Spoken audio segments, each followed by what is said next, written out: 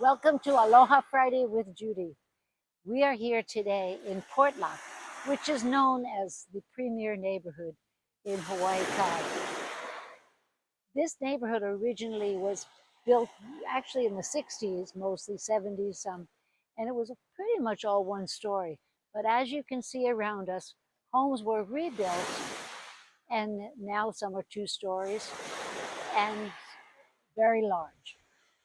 There are 120 homes here, 40 of which approximately are on the ocean. And you can hear the beautiful ocean. Some still have a sandy beach, some have seawalls, and some are up on cliffs, some with walkways down to the ocean. What's fun about this neighborhood is the Kaiser estate. It's 5.5 acres. It was built, of course, by Henry Kaiser, who was the developer of HawaiiKai. And it sits on the coast, on the ocean, and has a boat harbor.